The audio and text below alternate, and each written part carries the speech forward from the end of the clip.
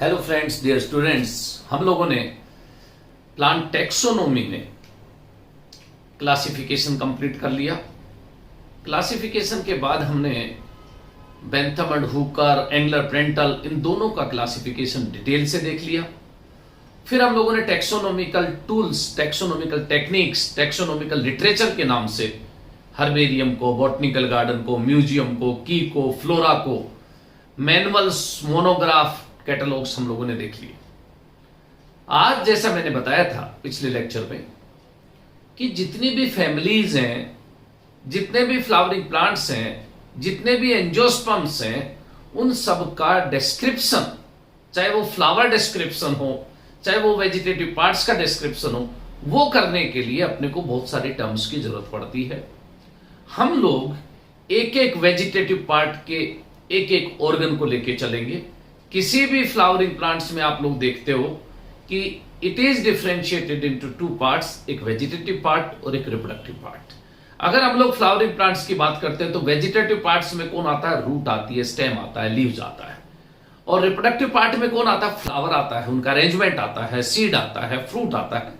तो इस तरह से पूरी मोर्फोलॉजी अगर हम फ्लावरिंग प्लांट्स की देखते हैं या एंजियोस्पर्म की देखते हैं तो वेजिटेटिव पार्ट भी आएगा, रिप्रोडक्टिव पार्ट भी आएगा।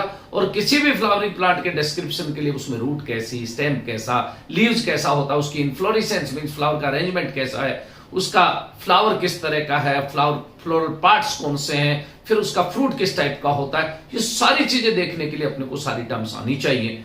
तो हम आज का अपना एक टॉपिक रहेगा कि मोर्फोलॉजी ऑफ एंजियोस्पर्म्स और flowering plants, terms used in that morphology of flowering plants. Root से स्टार्ट करेंगे, फिर स्टेम लीफ को देखते हुए आगे बढ़ेंगे।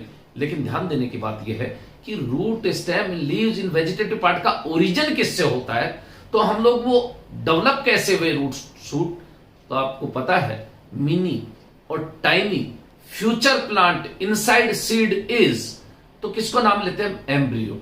तो हम लोग सीड को जर्मिनेट करके कैसे रूट बनती है, स्टेम बनती है, वहां से स्टार्ट करेंगे और फिर मोर्फोलॉजी ऑफ फ्लावरिंग प्लांट्स देखते जाएंगे। तो टॉपिक तो मोर्फोलॉजी ऑफ एंजियोस्पर्म्स और फ्लावरिंग प्लांट्स रहेगा, लेकिन वो डेवलप कैसे होते हैं, रूट, स्टेम, लीव्स हम देखते हैं।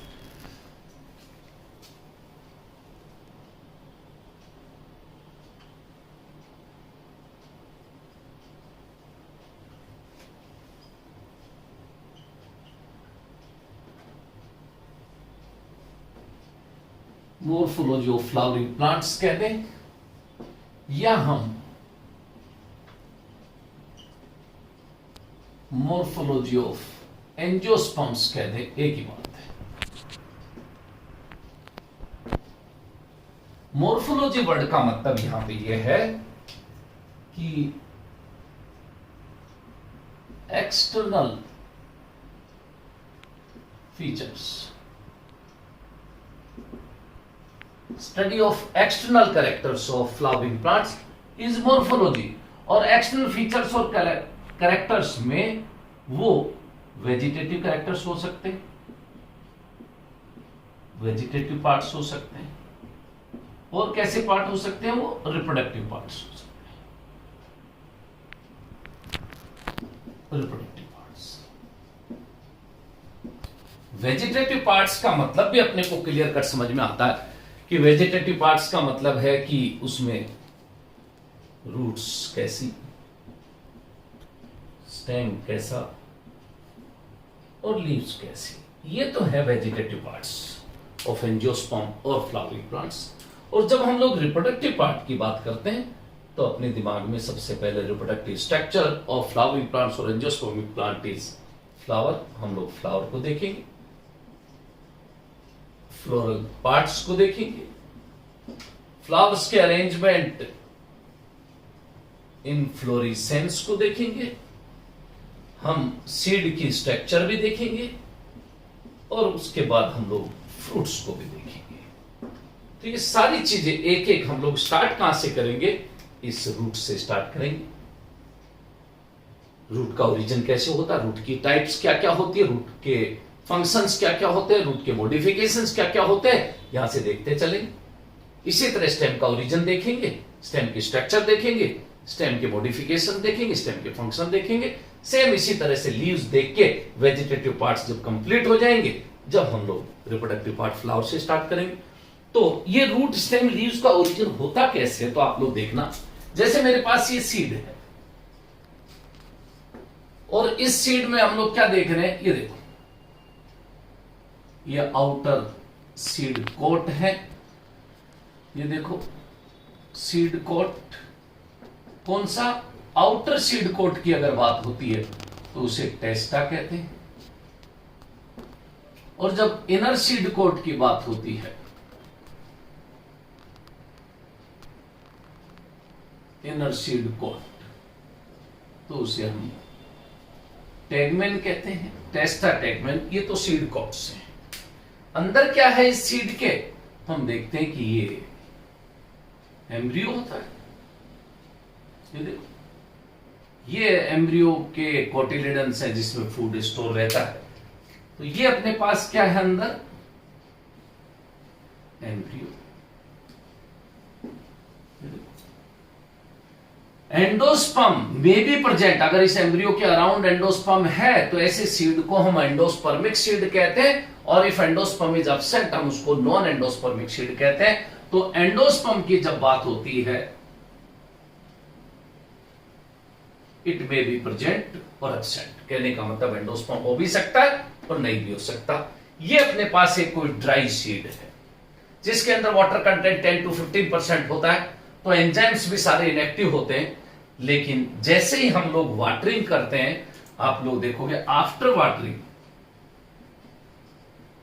पानी दिया और वाटर कंटेंट 80 to 90% हुए, और जितने भी एंजाइम्स इनएक्टिव थे एक्टिव हुए, और इन कोटिलिडन्स में जो फूड स्टोर है उसका ब्रेकडाउन होता है, एनर्जी रिलीज होती है, और ड्यूरिंग सीड जर्मिनेशन हीट भी लिबरेट होती है, और आप लोग देखोगे उस एनर्जी और हीट लिबरेशन से इसमें रेडिकल और प्लूम्यूल का ओरिजिन होता है।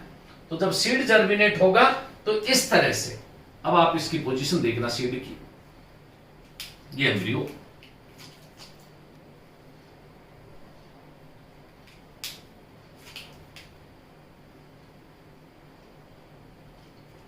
यहां पे होती है जो सेल्स होती है जिनको हम क्या कहते हैं, प्लूम्यूल सेल्स, और आप लोग देखोगे यहां पे वो रेडिकल सेल्स होती है। तो सबसे पहले आप कहोगे कि ये सेल्स डिवीजन करके प्लूम्यूल बनाती है या ये सेल्स डिवीजन करके रेडिकल बनाती है।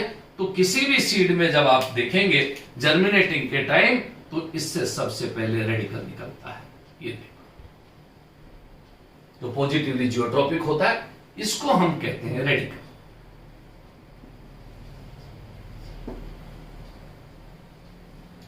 इसी तरह ये जो पार्ट अपने को दिख रहा है, यहां पे प्लूम्यूल सेल्स हैं, और इस प्लूम्यूल सेल्स में डिवीजन होके नेगेटिवली जियोट्रोपिक इस तरह की जो स्ट्रक्चर निकल रही है, ये कहलाता है अपने को क्या, plumule.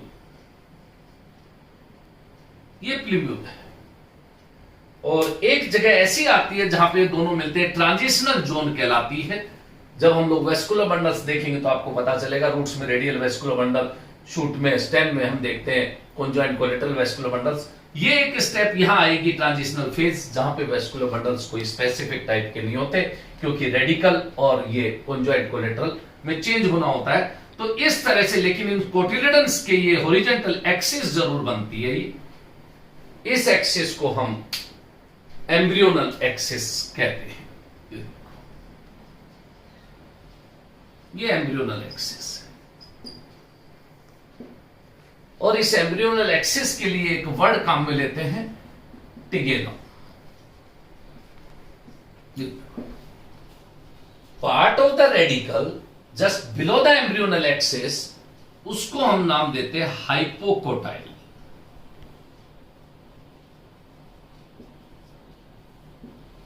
Part of the plumule just above the embryonal axis, इसको हम नाम देते हैं एपिकोटाइल।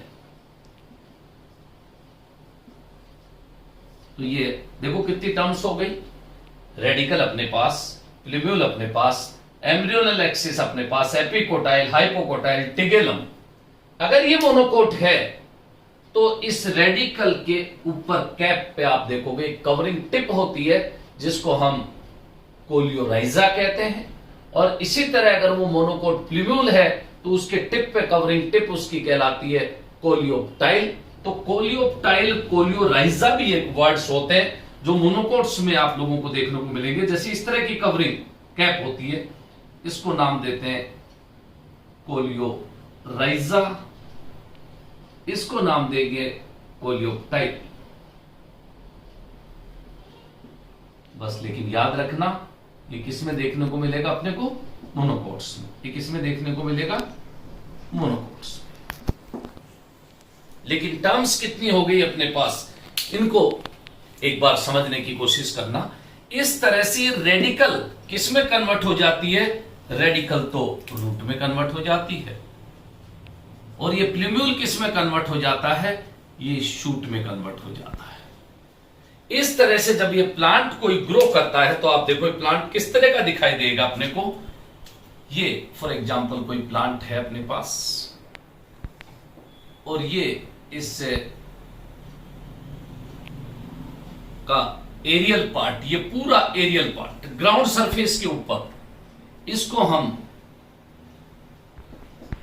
शूट, और ये अंडरग्राउंड पार्ट जिसको हम रूट सिस्टम, और इसको हम शूट सिस्टम के नाम से जानते हैं।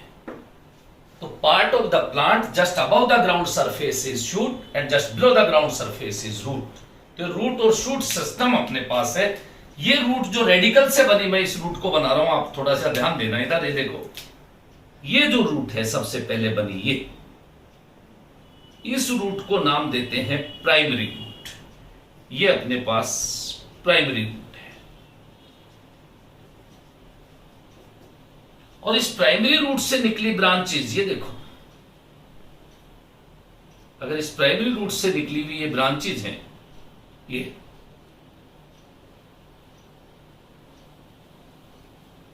इन ब्रांचेज को हम कहते हैं सेकेंडरी रूट। ये देखो सेकेंडरी रूट्स। और इनसे भी अगर फर्दर कोई ब्रांचेज निकलती हैं, ये देखो, ये फर्दर ब्रांचेज जो निकल रही हैं, ये कहलाती हैं टर्सरी रूट्स।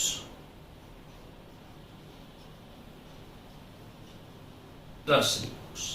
तो इस तरह से primary root, secondary roots, tertiary roots and that whole system, ये पूरा तीनों को मिला के टैप रूट सिस्टम कहते हैं। तो tap root system includes primary root, secondary roots and tertiary roots. उन तीनों को मिला के टैप रूट सिस्टम कहते हैं। मोस्ट ऑफ द डाइकोट्स याद रखना, उनमें इसी तरह का टैप रूट सिस्टम मिलता है। लेकिन मोनोकोट्स में that primary root is ephemeral. ये जो प्राइमरी रूट जो रेडिकल का ये पार्ट है, ये बहुत जल्दी डिजनरेट हो जाता है। ये देखो ऐसे, और इस शूट के बेस से, स्टेम के बेस से इस तरह की रूट्स का ओरिजिन होता है। ये देखो, बंच में एक ही पॉइंट से इस तरह की रूट्स निकलती है। Now such type of roots are known as fibrous roots. Most of the monocots की जब बात होती है, मोनोकोट्स में भी कौन, जैसे व्हीट है, जैसे राइस है, जैसे मेज है, जैसे बार्ले है, इनमें आप लोग देखोगे मोनोकोट्स में फाइब्रस रूट्स होती है। मोन्स्टेरा की बात करें हम,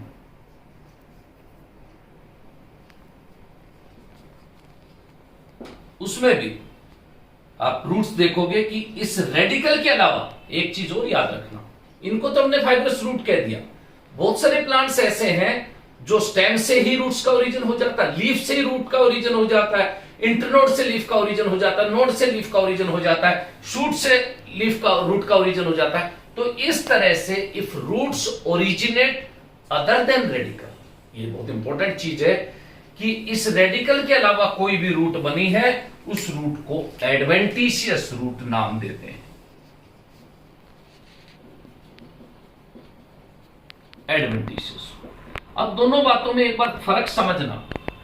फाइब्रस रूट भी एक तरह से एडवेंटिशियस रूट की ही टाइप से हैं, लेकिन मोस्ट ऑफ द मोनोकोट्स में फाइब्रस रूट्स मिलेंगे। अब जैसे बनियन ट्री है, बनियन ट्री में तो मेन जो ट्रंक से ब्रांचेस निकलती है, उस ब्रांच से प्रोप रूट्स निकलती है, वो भी कहीं रेडिकल से नहीं बनी, इसलिए वो प्रोप रूट्स भी किसका एग्जांपल है? एडवेंटिशियस रूट का। तो such type of roots which originate other than radical are known as adventitious root. चाहे वो प्रोप रूट्स हो, चाहे वो स्टिल्ट रूट्स हो, चाहे वो हैंगिंग रूट्स हो, सारे वो जो रूट्स है रेडिकल के अलावा बनी, वो सब एडवेंटिशियस रूट्स हैं। फाइब्रस रूट्स भी उसमें से एक है, लेकिन फाइब्रस रूट में इसलिए बता रहा हूं आपको कि जितने भी मोनोकोट क्रॉप्स हैं, इनमें बंच में इस तरह की रूट्स होती हैं। They do not differentiate into tap root like primary, secondary, tertiary. ये कभी भी प्राइमरी, सेकेंडरी, टर्सरी में डिफरेंशिएट नहीं होती है। इनका ओरिजिन एक ही पॉइंट से होता है। यहां पे आप लोग देखोगे सेकेंडरी, टर्सरी रूट्स का ओरिजिन अलग अलग पॉइंट से होता है। तो ये तो अपने पास रूट सिस्टम है। ऊपर की तरफ जब आप देखोगे तो ये अपने पास मेन ट्रंक, मेन स्टेम, इस स्टेम से निकली ये ब्रांचेस, ये ब्रांचेस,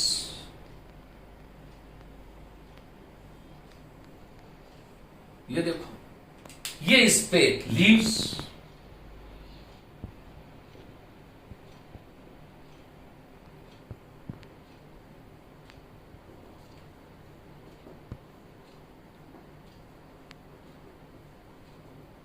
ये फोटोसिंथेटिक लीव्स हो गई अपने पास, और ये यहां पे इस एक्सिस में देखोगे ये बर्ड्स, वेजिटेटिव बर्ड्स जिनको कहते हैं, बर्ड, ये flower,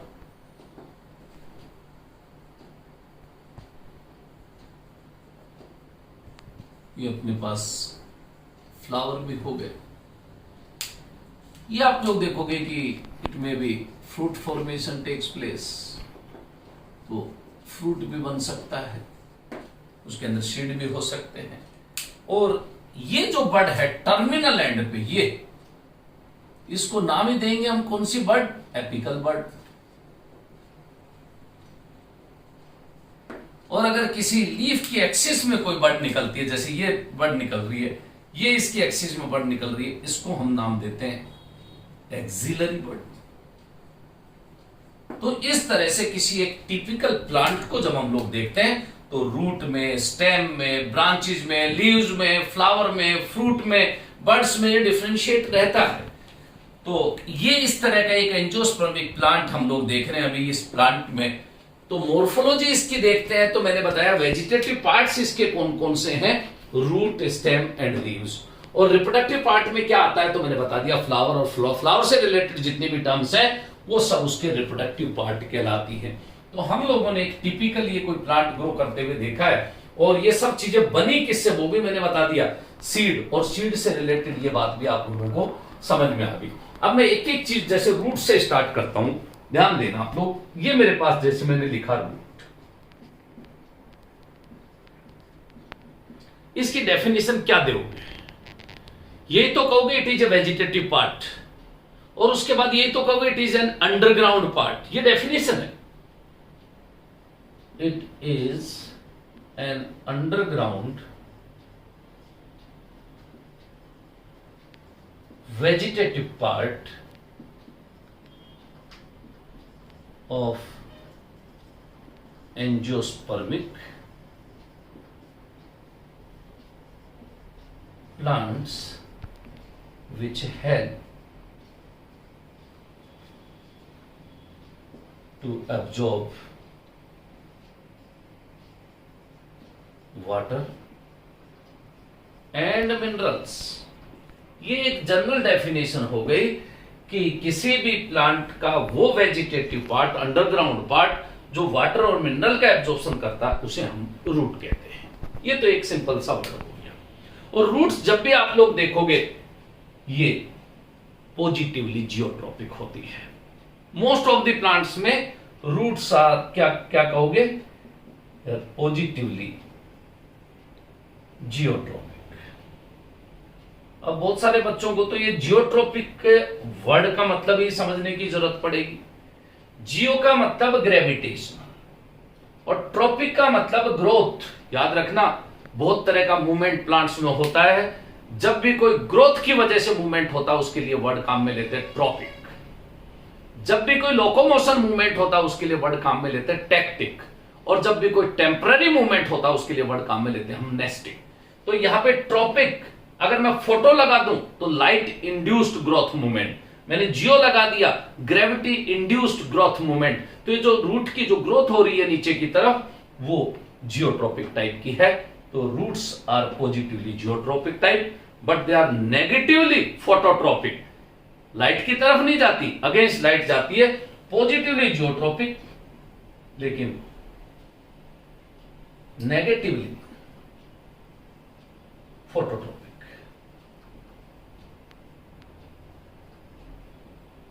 and positively hydrotropic, water की तरफ जाएगी वो हमेशा, पॉजिटिवली हाइड्रोट्रोपिक।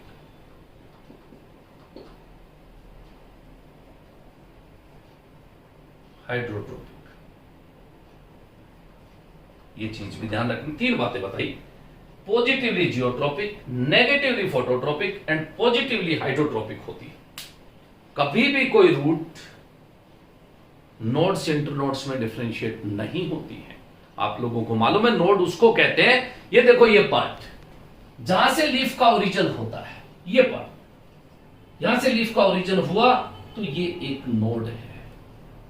यहां से ब्रांच निकली तो ये भी एक नोड है।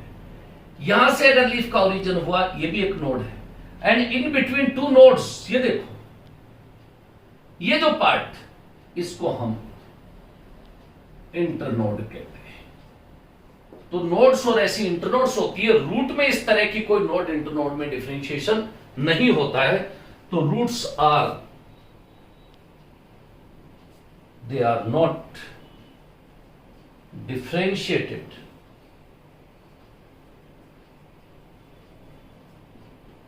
into nodes and internodes। ये बात अपने को ध्यान में रखनी है कि कभी भी नोड्स और इंटरनोड्स में डिफरेंशिएट नहीं हो सकती। तीसरी चीज, जैसे मैंने उसमें बर्ड्स बताई आप लोगों को कि एपिकल बर्ड्स होती हैं, ये कोई एक्सिलरी बर्ड्स होती हैं, लेटरल बर्ड्स होती हैं, एसेसरी बर्ड्स होती हैं, एडवेंटिशियस बर्ड्स होती है, तरह तरह की बर्ड्स होती हैं, लेकिन इन रूट्स में किसी तरह की कोई बर्ड्स नहीं होती। तो ये भी ध्यान रखना है, वेजिटेटिव बर्ड्स आर एब्सेंट। इन रूट्स में किसी तरह की कोई वेजिटेटिव बर्ड्स नहीं होती। एक्सेप्शनल केसेस अलग हैं, जैसे मैं कहूंगा कि स्वीट पोटैटो,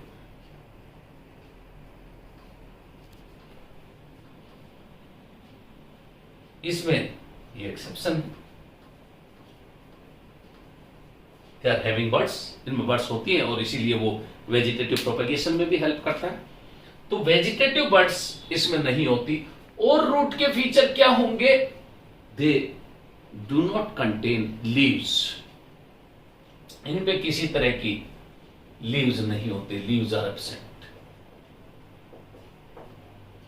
और मोस्टली कैसी होंगी ये, नॉन फोटोसिंथेटिक, क्योंकि अंडरग्राउंड है, लाइट एक्सपोजर नहीं मिलता, तो मोस्टली कैसी होती है, नॉन फोटोसिंथेटिक।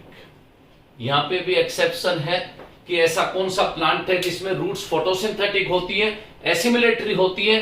तो ये भी याद रखना, एक्सेप्शन में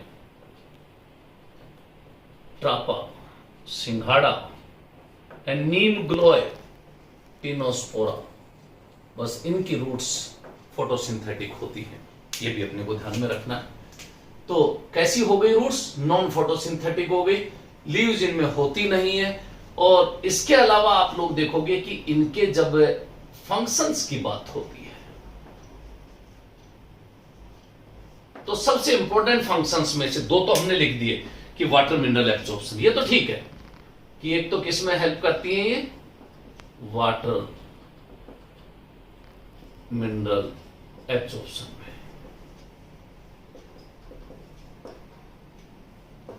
दूसरी बात ये ध्यान रखना, एनकरेज, किसी भी प्लांट को फिक्स रखने में, एनकरेज में रूट ही हेल्प करती है उस प्लांट को फिक्स करने में।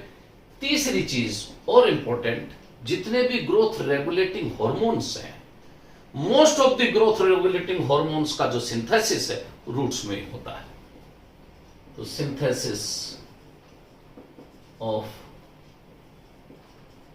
प्लांट ग्रोथ रेगुलेटर्स, ये तो 3 इंपॉर्टेंट फंक्शन हो ही गए। इसके अलावा आप लोग देखोगे कि बहुत सारी रूट्स फूड स्टोरेज में, स्टोरेज ऑफ रिजर्व फूड, बहुत सारी लीव्स सपोर्टिंग में हेल्प करती है। बहुत सारी रूट्स आप लोग देखोगे कई बार रेस्पिरेशन में भी हेल्प करती। कैसे करती मैं आप लोगों को बताऊंगा। तो सपोर्टिंग रूट्स भी हो सकती है, रेस्पिरेटरी रूट्स भी हो सकती है और स्टोरेज रूट्स भी हो सकती है। ये मॉडिफाइड रूट्स हैं जो किस किस प्लांट में मिलेगी वो देखेंगे। उससे पहले मैं अगर किसी भी एक टिपिकल रूट के डिफरेंट रीजन्स को देखूं कि इसमें कौन कौन से रीजन्स होते हैं, कि रूट कैप कहां होती है, मेरिस्टेमेटिक जोन कहां होती है, उसकी सेल इलोंगेशन पार्ट कौन सा, मैचुरेशन जोन कहां है, डिफरेंशिएशन कहां होती है, टाइप्स ऑफ रूट्स क्या है, मॉडिफाइड रूट्स क्या है, मॉडिफिकेशन स्टेप रूट के कौन से होते हैं, मॉडिफिकेशन एडवेंटिशियस रूट्स के कौन से होते हैं, ये सब चीजें हम नेक्स्ट लेक्चर में देखेंगे। Thank you.